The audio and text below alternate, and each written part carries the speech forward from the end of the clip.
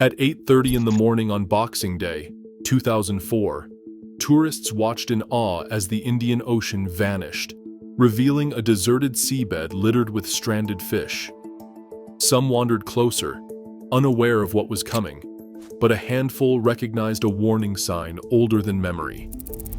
In a disaster that would claim 220,000 lives, survival often began with seconds of instinct, or with a childhood lesson like the 10-year-old who saved her beach. What separates those who fled from those who froze when the ocean disappeared? Salt air hangs heavy as the ocean pulls away from the shore, leaving a vast, silent emptiness where water should be. The sand stretches farther than anyone remembers, littered with stranded boats and fish twisting helplessly on the wet ground. Seagulls wheel overhead, their cries sharper in the sudden quiet. On the sandbars, children and tourists wander out, drawn by curiosity and the promise of a once-in-a-lifetime discovery. Some stoop to gather shells or snap photographs, their laughter echoing across the exposed seafloor. For a few moments, the world feels paused, strange, beautiful, and wrong all at once. But not everyone is caught up in wonder. Along the edge of the beach, local fishermen stand rooted in place, eyes fixed on the horizon. Their faces harden as they watch the tide slip farther and farther out. Some shout warnings, waving their arms and calling to anyone who will listen. Old stories run through their minds, tales passed down of the sea vanishing before it returns with deadly force. A handful of villagers turn and run, sprinting inland without looking back. The split is stark. Tourists, unaware of the danger, press farther onto the exposed flats, marveling at coral and creatures usually hidden beneath the waves. Children chase after fish in ankle-deep pools. Nearby, a fisherman grabs his son's hand and pulls him away, repeating words learned from his own father. When the ocean disappears, you must run. The warnings mingle with the sound of distant surf, but for many, they are lost in the thrill of the moment. The exposed sea floor stretches for hundreds of meters, a temporary invitation that masks a threat older than memory. For some, instinct and inherited knowledge trigger flight. For others, curiosity holds them in place.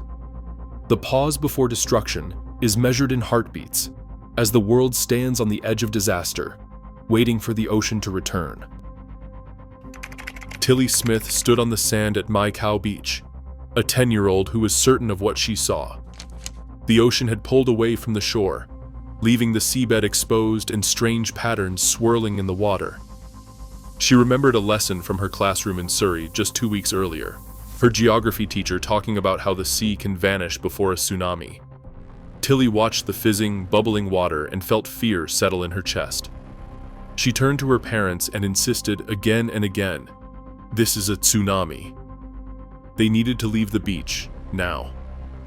Her parents listened, uneasy but trusting her urgency. They hurried to the nearest hotel staff and told them what Tilly had seen. At first, the adults hesitated. The beach behind them was still crowded with tourists exploring the wet sand, snapping photos, scooping up stranded fish. But Tilly's warning and her parents' insistence broke through the disbelief. Hotel staff began urging people off the sand, calling out in English and Thai, waving arms, corralling children. Some ignored the calls, but many followed, walking and then running toward the safety of the hotel grounds and higher floors.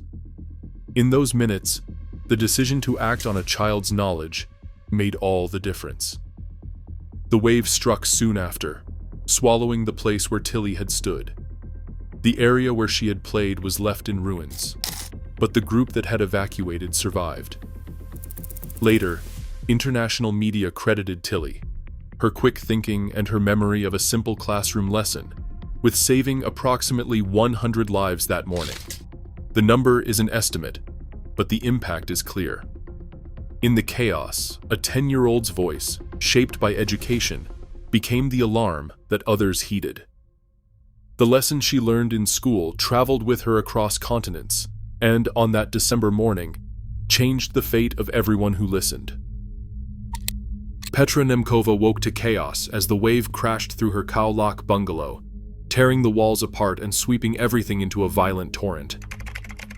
In an instant, she was separated from her fiancé, Simon Attlee, and thrown into a world of water, debris, and noise. The force of the water snapped her pelvis and left her with deep internal injuries. She managed to grab hold of a palm tree as the current dragged her past, locking her arms around the trunk while broken branches and sharp fragments battered her body. Every breath was a struggle against pain and exhaustion. For 8 hours, Petra clung to that tree, her legs useless, her body half submerged, the taste of salt and blood in her mouth. She watched as the floodwaters swept Simon away, powerless to help him, unable even to shout above the roar. All around her, the landscape was unrecognizable. Buildings flattened, cars overturned, palm fronds tangled with clothing and shattered glass. The sun moved across the sky as the hours dragged by, and Petra's grip weakened, but she refused to let go. Rescue helicopters finally arrived in the afternoon, combing the wreckage from above. When they spotted her, Petra was barely conscious, her body battered and broken, her mind drifting between hope and despair. She was lifted out of the water and flown to a hospital, where doctors worked to repair the damage: shattered bones, torn muscles, wounds filled with sand and debris. The physical pain was only part of what she carried. The wave had taken her partner and left her future uncertain. Petra's story became a symbol of endurance, the cost of survival written in scars and memories that would shape every day that followed. Underwater, the world felt strangely calm as disaster approached. A scuba instructor and his wife were already beneath the surface when the earthquake's force sent invisible shockwaves through the water. The pressure shifted, a sensation like ears popping and a sudden heaviness in the chest. Then the current changed. Instead of the gentle sway divers expect, there was a violent horizontal pull, water rushing with unnatural speed, spinning bodies and scattering clouds of sand. Fish darted for cover, and the familiar reef blurred as the sea itself seemed to move sideways. At depth, the tsunami was not a towering wall, but a surge that threatened to tear masks away and rip divers from their bearings. Above, the beach and resort vanished under churning waves. When the instructor surfaced, nothing looked familiar. The shoreline was a wasteland of snapped palm trunks and shattered buildings. Boats were tossed inland, roofs torn off, and the sea was littered with debris. The instructor's wife had survived by scrambling up a coconut tree, clinging to rough bark as water surged around her legs. For 2 days, they were trapped. No roads, no phones, no food but what they could scavenge from the wreckage. The only sounds were distant cries and the relentless crash of waves against ruined walls. In the aftermath, the physics of survival became clear. Underwater, the tsunami's energy was dispersed, felt as a forceful current rather than a deadly crest. On land, everything exposed was swept away. The couple's ordeal, one riding out the chaos beneath the surface, the other above, offered a stark contrast to the devastation faced by those caught on shore. Their rescue came only after 48 hours, when help finally reached what was left of the resort. For them, survival was measured in pressure, current, and the will to hold on until the world righted itself again. In a village along Sri Lanka's battered coast, the wave tore through homes and fields with such force that it swept a 4-month-old baby from his mother's arms. The water surged inland, carrying debris, trees, and fragments of daily life. When the waters finally receded, the baby was gone, vanished into the chaos beyond where anyone could search. For hours, then days, the mother searched the ruined landscape, calling his name, refusing to give up hope. Rescue workers combed through piles of wreckage, listening for any sign of life. Amid broken boards and tangled weeds, a faint cry led them to a small, dust-covered bundle. Against every expectation, the infant was alive, found kilometers from the sea, bruised but breathing. The distance he had traveled, swept along by the current, seemed impossible for a child so young. Word spread quickly, and soon the story of the baby who survived the wave traveled far beyond the village. Local press called him Abalas, the miracle baby. Hospitals and relief centers were crowded with the injured and the lost. Staff recorded every detail, hoping to match children with families. In the confusion, the baby's identity was uncertain at first, but the mother's search never slowed. When she finally recognized her son, the reunion was quiet at first, a mother's hands trembling as she reached for her child, tears running down her face. Around them, neighbors and aid workers wept too, relief and disbelief mingling in the humid air.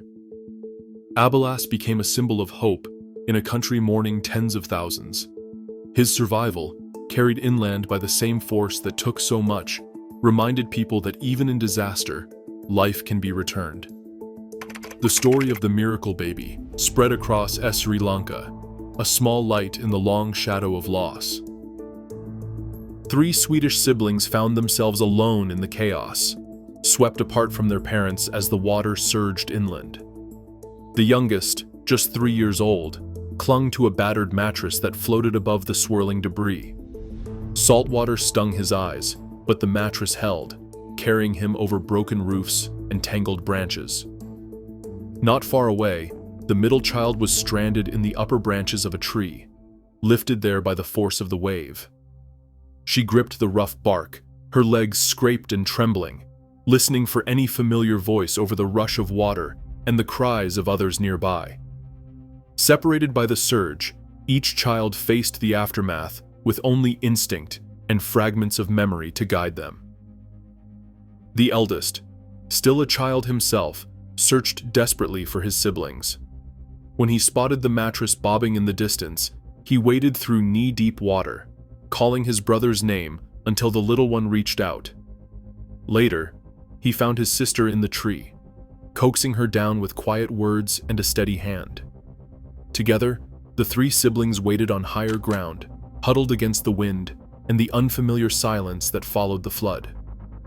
Their parents, both lost to the wave, had shielded them for as long as they could. In the hours that followed, the oldest took on the role of protector, keeping his siblings close, comforting them through the long wait for rescue. For these children, survival was not just endurance. It was the instinct to hold on to each other when everything familiar had vanished. On a packed holiday morning, the Queen of the Sea train rolled south along Sri Lanka's coastline. More than 1,500 people crowded its carriages, families traveling for Christmas, Buddhist pilgrims, children pressed against windows, workers heading home. The train's path traced the edge of the Indian Ocean, just 200 meters from the surf. As the morning wore on, word of flooding began to reach railway dispatchers in Colombo. Attempts were made to halt trains along the route, and some were stopped in time, but the Queen of the Sea kept moving. At Ambalangoda, a call to the station went unanswered. Staff were outside focused on the arriving train, unaware of the disaster racing toward them. Near the village of Paralia, the train slowed, then stopped as water surged onto the tracks. Local residents, believing the heavy train would offer safety, climbed aboard or huddled against its sides. Passengers scrambled onto the roofs, desperate for higher ground as the water rose around them. The first wave flooded the village and the rail line but left the train upright. Then, minutes later, a second larger wave struck. The force lifted all 8 carriages from the rails, smashing them into trees and tossing them into the swamp beyond. Metal twisted, windows shattered, and the carriages filled with water in seconds. Inside, doors jammed by the crush of bodies, escape was nearly impossible. Survivors on the roof were thrown clear or clung to debris as the train broke apart. Some managed to reach treetops or were swept inland by the current, battered and gasping for air. The official number of dead remains uncertain. Figures range from 1,500, the train's capacity, to as many as 1,700, including villagers who had sought shelter nearby. In the chaos, exact records were lost, and many victims were never identified. The Queen of the Sea disaster stands as the deadliest rail tragedy in history, a moment when the scale of destruction overwhelmed every effort to respond. On that morning, no amount of individual action could hold back the sea. Sonali Dharaniagala lost her entire immediate family in a single morning. Waves tore through their Sri Lankan hotel, sweeping away her parents, her husband, and her 2 sons while she clung to life. In the aftermath, she became the only survivor of her family, a fact that would define every day that followed. For years, she could not speak about what happened, let alone write it down. Grief settled into her bones, silent and heavy, making even the simplest routines feel impossible. It took 13 years before she could shape her memories into words. Her memoir, Wave, traces not only the violence of the tsunami, but the long, uneven journey through loss and survival. The book is filled with raw details, how the mind circles back to the same moments, how absence can feel more solid than presence, how survivor guilt can make each breath feel borrowed. Sonali's experience is echoed in thousands of others who lived through the tsunami. Clinical studies in Sri Lanka and across the region found that more than 1 in 5 survivors developed post-traumatic stress disorder, often called PTSD, in the years that followed. Nightmares, flashbacks, and anxiety became part of daily life for many, especially those who lost family. Survivor guilt, asking why they lived when so many others did not, haunted both adults and children. Some found it impossible to return to the sea. Others rebuilt homes, started new families, or moved far from the coast, hoping distance would soften memory. Each year, on December 26th, communities gather for memorial ceremonies. In Sri Lanka, Thailand, and Indonesia, names are read aloud, candles lit, prayers offered for the missing and the dead. Children who survived as infants now stand alongside parents and grandparents, carrying memories they cannot fully name. These rituals do not erase pain, but they create space for it, a way to remember together, to mourn what was lost, and to honor the work of living on. For Sonali, and for so many others, survival is not a single act, but a lifelong effort, woven into every anniversary, every story told, every moment reclaimed from the waves. Remember, tsunamis now threaten 700 million coastal lives worldwide. Early warning systems have advanced, but survival often depends on knowledge and instinct, just as it did in 2004. Every year, more people build near vulnerable shores, even as sea levels rise. The ocean's power remains unyielding. In the face of uncertainty, remembering these stories is not just respect for the past, it is preparation for the future. Share your thoughts and experiences below.